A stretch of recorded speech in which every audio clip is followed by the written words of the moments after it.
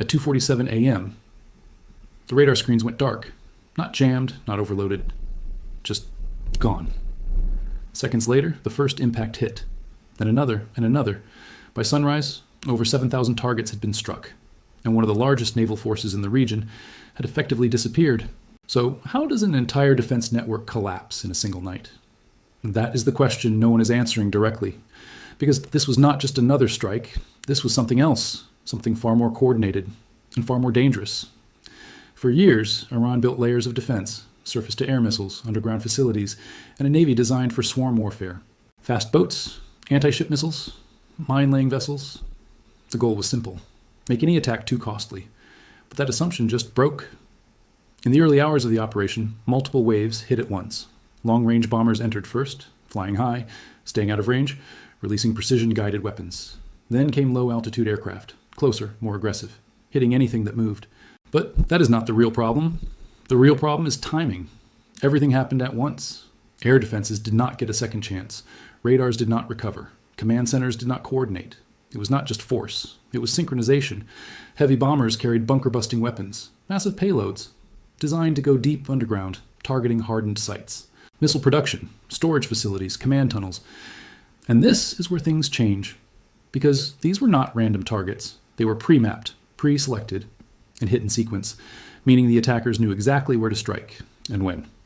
At the same time, close air support aircraft moved in, flying low, engaging smaller targets, mobile launchers, convoys, naval units trying to reposition. Nothing stayed hidden for long.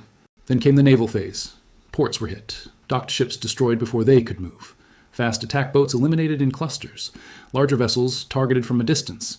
By the end of the first wave, over 120 ships were either destroyed or disabled. But here's the part most people miss.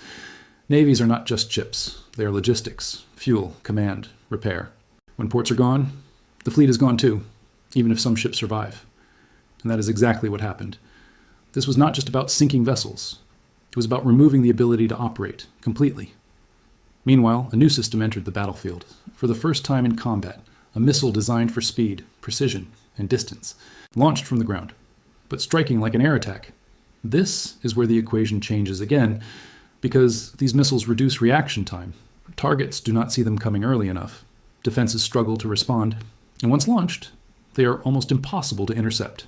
At the same time, air defense systems across the country were targeted, systematically, radar first, then launchers, then command links one by one, layer by layer, until there was nothing left to coordinate.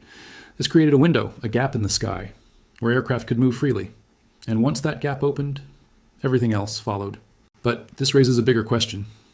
If defenses can collapse this fast, what does that mean for other countries? Because this was not a small-scale operation. It was massive, coordinated across air, land, and sea, using multiple platforms, multiple weapon types, all at once. And the message is clear.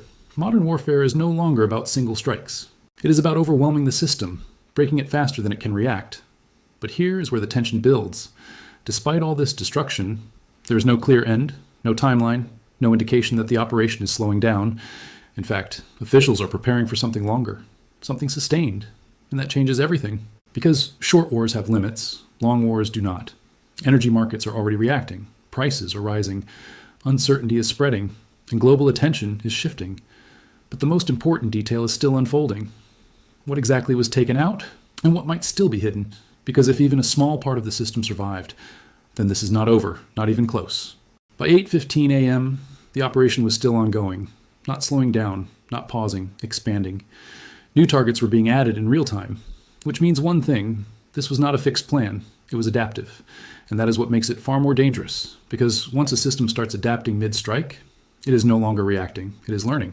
Officials later confirmed the objective: not just damage, not just disruption, but degradation, specifically ballistic missile production, launch capability, and nuclear pathways. But that is not the real shift. The real shift is how those targets were hit. Underground facilities, hardened bunkers, deep storage tunnels. These are not easy targets. They are designed to survive war. So how were they reached? Heavy penetration weapons were used, dropped from high altitude, guided with extreme precision, designed to break through layers of earth and concrete. Before detonation, each strike was calculated: angle, speed, impact point. Everything had to align, because even a small error means failure. And this is where things become unsettling. If these facilities were successfully hit, then the assumption of safety underground is now weaker. Not gone, but weaker. At the same time, long-range missile systems were deployed from the ground. Faster launch cycles, shorter preparation time, minimal exposure. These systems extend reach without risking aircraft. And this is the part most people miss. It is not just about range, it is about pressure, constant pressure, from multiple directions at different speeds. Airstrikes, ground-launched missiles, naval attacks, all overlapping, all synchronized, leaving no time to recover. Now consider the bigger picture. When air defenses fall, airspace opens. When ports are destroyed, supply lines collapse. When production sites are hit, future capability disappears. This is not just a strike. It is a system-wide shutdown. But here comes the uncomfortable question. What if this becomes the new standard? Because this operation demonstrated something very clear. Modern militaries are no longer testing defenses. They are bypassing them, overwhelming them, and dismantling them from the inside out. And that changes global calculations. Countries that rely on layered defense systems now face a problem. If those layers can be removed in hours, then deterrence weakens fast. And once deterrence weakens, risk increases. This is where escalation becomes more likely, not less. At the same time, there is another layer to this story. Funding. Officials have already signaled the need for more resources, more operations, more sustained pressure, no defined endpoint. That suggests something critical. This is not a single operation. It is the beginning of a phase where strikes continue, targets evolve, and objectives expand. Meanwhile, global markets are reacting again. Energy prices are rising. Shipping routes are being reconsidered. Insurance costs are climbing. And this is where everything connects. Military action, economic pressure, global stability, all tied together. Because when a major region becomes unstable, the effects do not stay local. They spread fast.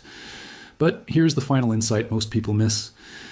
The most powerful part of this operation was not the weapons, not the bombers, not even the missiles. It was the coordination, the ability to strike thousands of targets, almost simultaneously, with precision, without confusion. That level of coordination is not easy. It requires intelligence, planning, timing, and technological integration at a very high level, which means if this operation worked the way it is being described, then future conflicts may not unfold slowly. They may begin with systems collapsing in hours, no warning, no gradual escalation, just sudden disruption. And that changes how wars are fought and how they are feared. Because the real question is no longer, who has the strongest defense? It is, who can survive the first few hours? If you found this breakdown useful, consider subscribing.